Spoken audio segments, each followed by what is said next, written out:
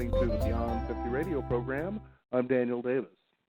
On the program today, we're going to be talking about a vital message for women who are enmeshed in what is known as family crisis. People who tend to lose themselves as they give until there's no more left to give and yet decide to give more. Sometimes they do this with the dire consequences of losing themselves and sometimes their partners as well as children, even their souls. Our guest today offers help based on her own history within a dysfunctional family of how you can take back control of your own life and disengage from the maelstrom within the family crisis to no longer be an enabler. Her newest book is The Sun Is Gone, talks about this very story. I'd like to welcome to the Beyond 50 radio program today, a sister lost in secret, shame, and addiction, and how she broke free. Jody Prowse, thank you for joining us here on the Beyond 50 radio program. Thanks for having me. An honor to be here. Now, tell us your story. What was going on here? Oh, it's just, I don't even, I always sit back and say, I don't know how I got here. I didn't see it coming. We come from an alcoholic home when we were children, and alcoholism is on so many branches of our family tree. But nothing affected me more or rocked my world or affected me more than when my younger brother became addicted to alcohol. Now, when did this all start, actually?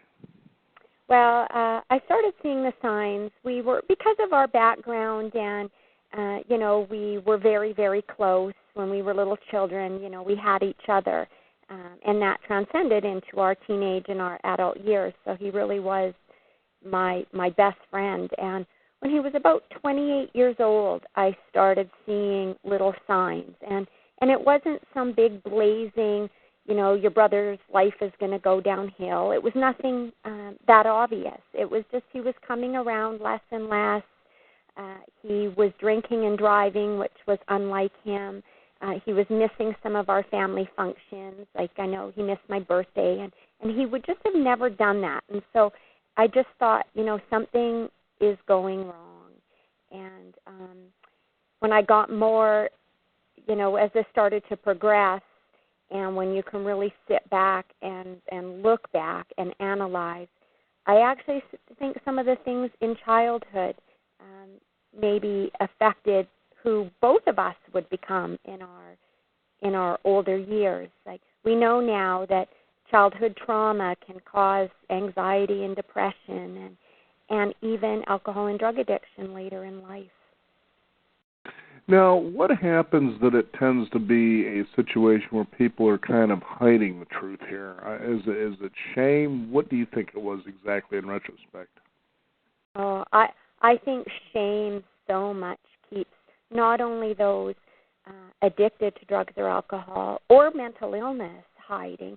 I mean, the statistic in the United States is 1 in 10 people go for help because they are scared of being stigmatized and judged. But I think it's so much bigger than that. I think we say it's a disease, but I don't think it's treated like a disease even in our own families. Like we are bred from a very early age to hide these secrets at all costs. And no one comes right directly to us as we're, when we're little children and says, don't tell. But those are the messages that we're given. And, don't talk about grandpa or don't talk about uncle or don't talk about daddy or mommy or, and most certainly people in our family didn't want us to talk about what was going on with my brother. And he was very, very much ashamed that he was an alcoholic. Now, why do you think that is? I mean, this isn't just a decision you make overnight. It's something that actually begins in degrees. I tell people, for instance, one big excuse you tend to hear from people who may be addicted is they enjoy, let's say in the case of alcohol, the taste of it. But I can't imagine anybody who can actually say with certainty that their first drink was so good that they just had to have another one. It's an acquired taste. And so we're talking about degrees here. What do you think it was in your experience? Yeah, and I think, if I had the exact answer to that, I would be very popular. They don't know exactly why, no one knows exactly why some people become addicted and some people don't. And you're right. I think when you do, I wanted to tell this story, and really originally why I wrote the book was I didn't think anyone would believe alcohol could do this. This was so far off the charts from anything I had ever seen in my whole life with any of my other family members. And, I think sometimes, everybody's child, almost everybody's child, is going to go off to college or university and start drinking occasionally, right? We go to college parties and we have fun, and I don't think it's the taste. You're absolutely right, but you loosen up and it makes you funnier and it makes you better looking. That's the perception, right?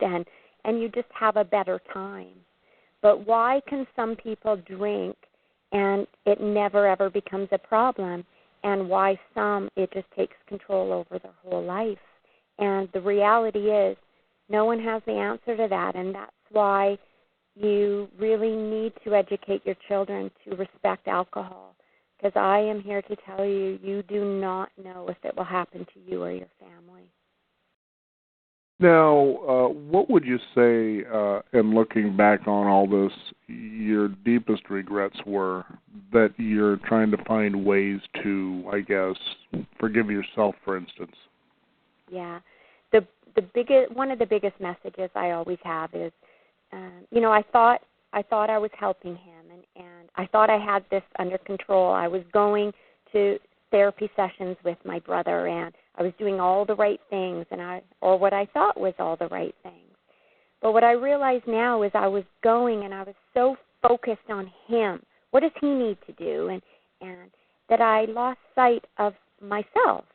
And I think that all family members need to get involved from the very beginning, but to get help for themselves, not concentrate so much on their addicted loved one, but concentrate on what they need to do, because we don't know what's healthy, and we are as lost as they are and need to be educated. Now, I think one message that you take from your book, The Sun Is Gone, is the fact that women tend to seem to feel they have this role that they've learned from childhood, that they're the ones that should be the peacemakers, problem solvers, fixing, making concessions, things like that. What was that like for you? It took over my whole life. For 6 years, sadly, I will say, I neglected my husband and my own children. I let them witness things that I never should have allowed them to see. I neglected my job and my own health. I think I was at the lowest point of my whole life. But when I say that, I also think I was also hurting my brother. I had done it out of love. And, you look at little girls, and when they're as young as 2 years old, 3 years old, and they're carrying their little dolls under their arms, most of us are just born with this nurturing instinct and to love and to look after others. And that's certainly, I took it to the absolute extreme for my brother. Because of our childhood, I felt responsible for him. I felt that, I have to tell you, I felt that I was his mother. And that was ingrained in me in an early age, just from having to look after him. And I really needed to work hard and break free from that, because it was killing me and my own family, but it was also killing him to an extent. It was making him not be responsible for himself. Now, this actually also started as you were younger with your father, and certainly your mother seemed to be pretty uncertain about what to do, almost kind of like pushing it under the carpet, if you will, even to a point where there was a divorce and she took on a new partner. That must have been a pretty heavy blow for you to deal with as well. I always say I love my parents very much.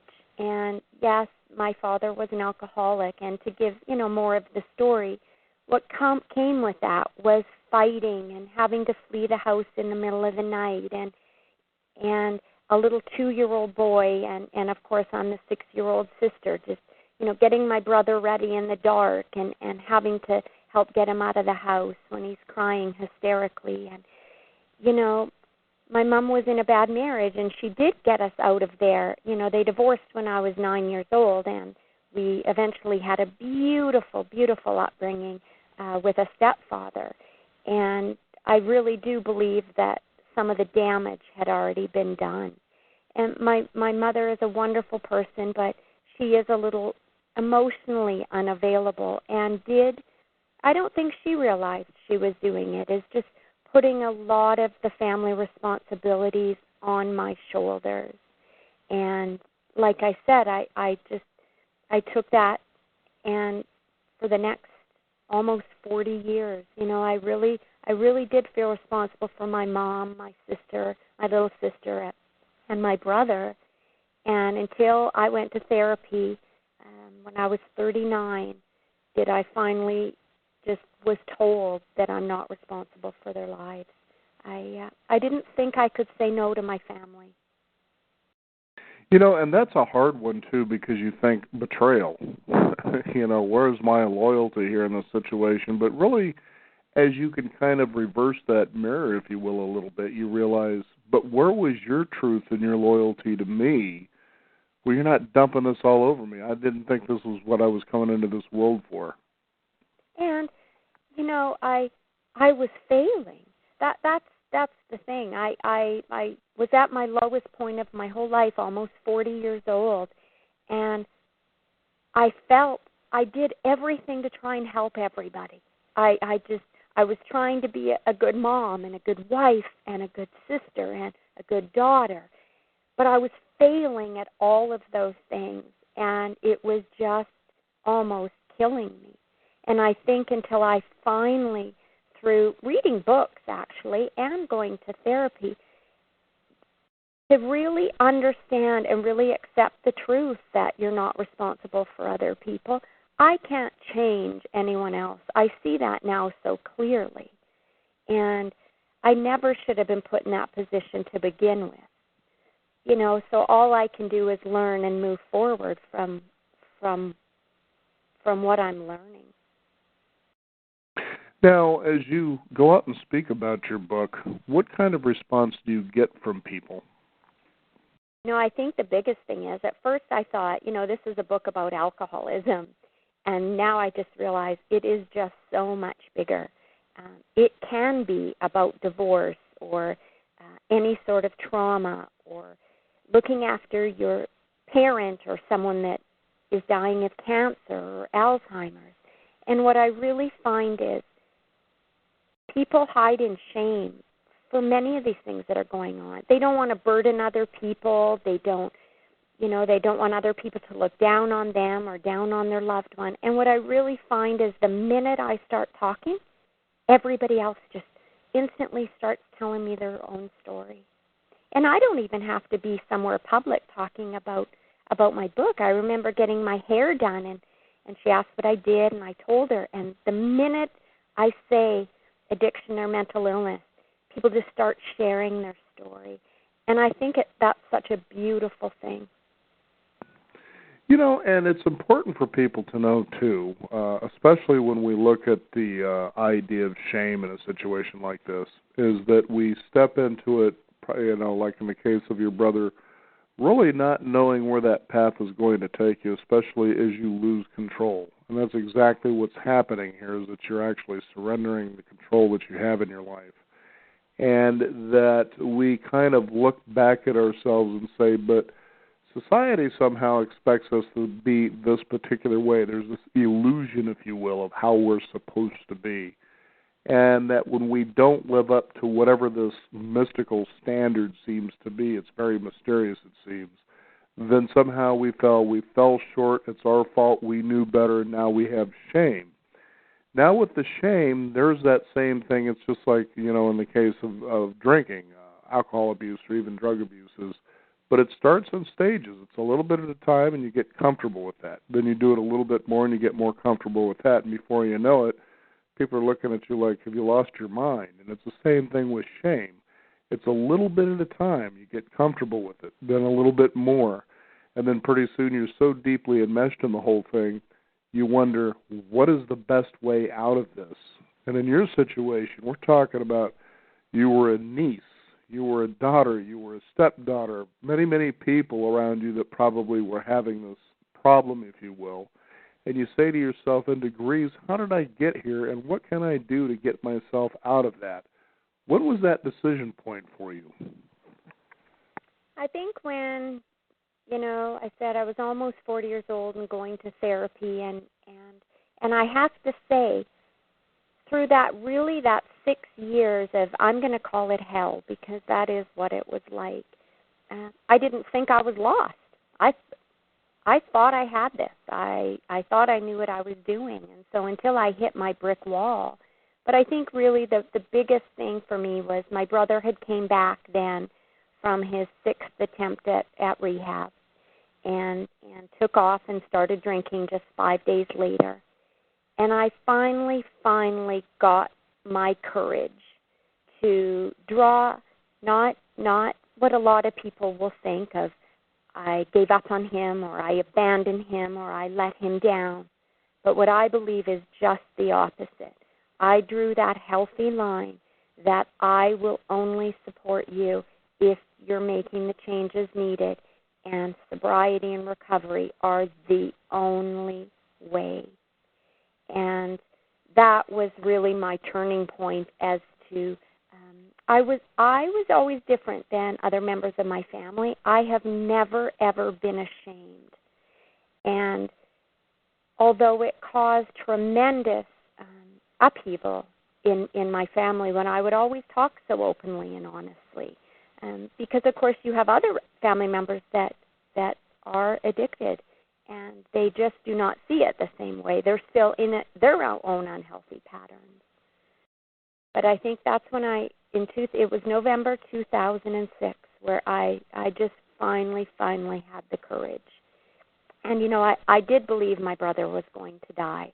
And I just thought if the worst was to happen, I could only live with myself, knowing that those sobriety and recovery were the only options I gave him. Don't you find it interesting how people will tend to give you their problems if you allow them to? Yeah, and I definitely think unhealthy people, and you do need to help, and I mean, that's what families do, right? They help and support, and they're there when you need something. But you can take that to excess, and I definitely am one of those examples. And there is a line between helping and hurting. And, I think I hurt my brother and my own family members. And you do have to know when to be able to say no. Now, when was that point for you that you finally said, okay, enough is enough. Don't give me this nonsense that this is something I'm responsible for, that without you I don't make it. But this is a point you've got to make a decision about whether or not you're going to make it. And how do you stand that ground? Because I could see where family members, could be your mother, your father, would say, well, what are you doing here? You're kind of letting them go, sort of a thing. And you say, no, that's not what's happening here. I don't want to be an enabler anymore. Oh, and I think the sad part is it's not just other family members that say that. It's society as a whole.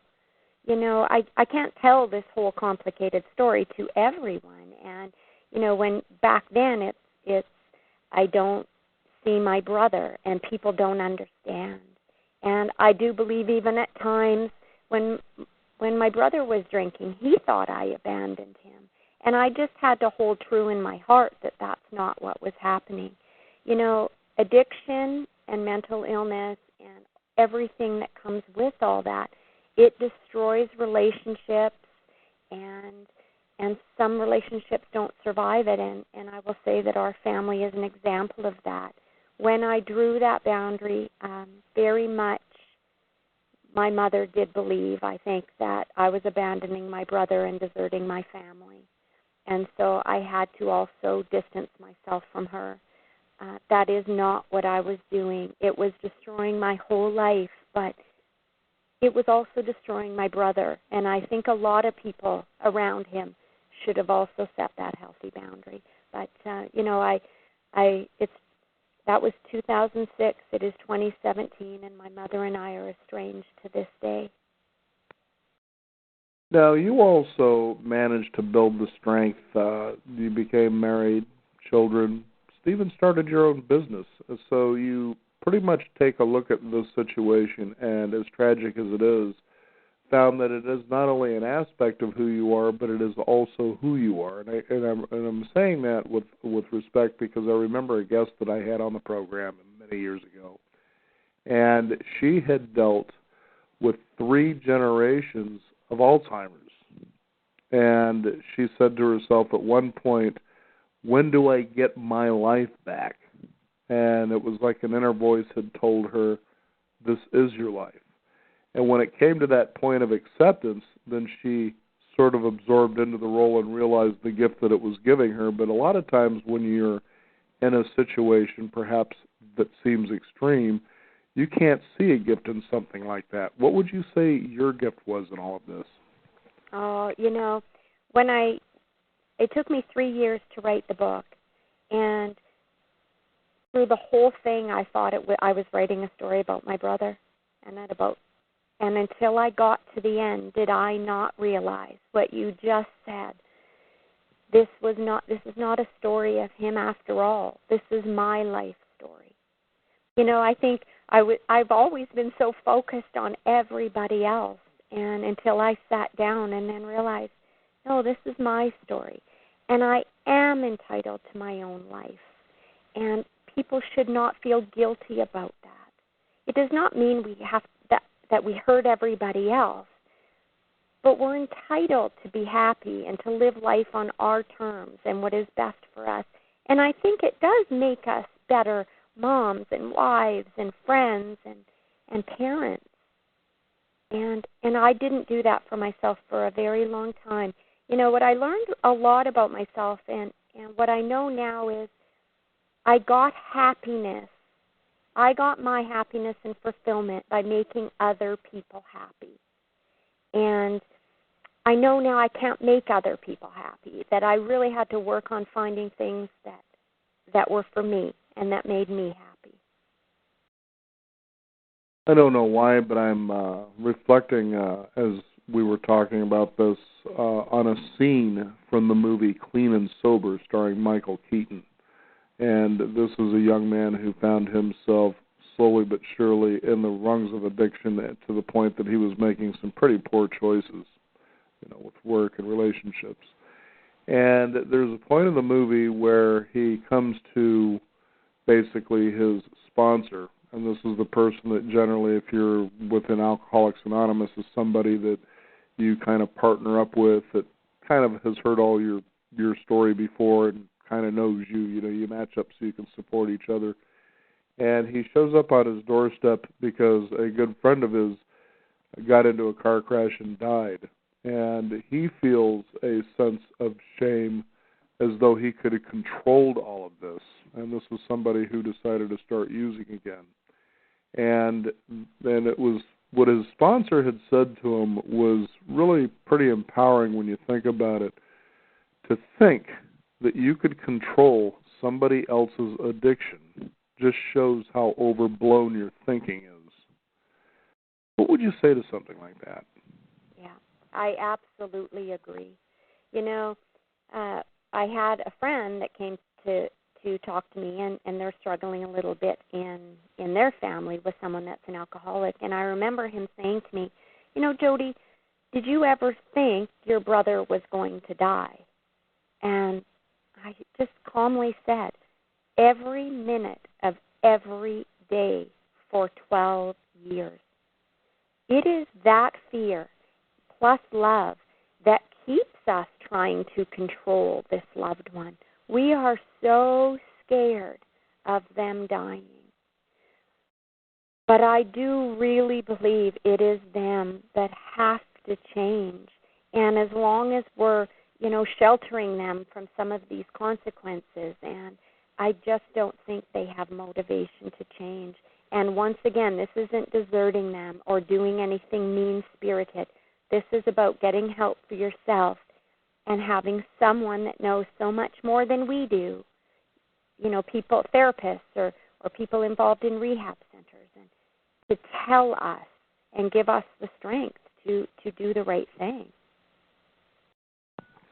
Jody, it's certainly been wonderful to have you here on the program to reach out by sharing your story with others, which to me inspires courage to let people know somebody out there has been through the same thing you have. Your story may seem different because it's yours, but the fact is this is something that you can reach out and you can realize somebody has been there. They found a way through this. They found a way to actually gain control of their own lives and actually thrive, perhaps, to realize this is a part of who they are, and it's with that gift they can become more than who they were.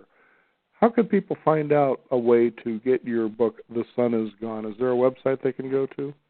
Absolutely. Well, you can get it anytime on Amazon.com, or you can contact me directly from my website at jodyprouse.com. So it's JODEEPROUSE.com. Very good. Jody, thank you so much for joining us here on the Beyond 50 radio program. Thanks, Daniel. Have a good day. You too. We want to thank you, the listeners out there, for joining us. You can also discover more. Visit us at beyond50radio.com. That is the number 50. We do encourage you to sign up for our weekly e-newsletter and keep up to date with what's going on in the world of Beyond 50, as well as our upcoming shows. I'm Daniel Davis. Thank you for tuning in. This is the Beyond 50 radio program, and remember, live your day past halfway.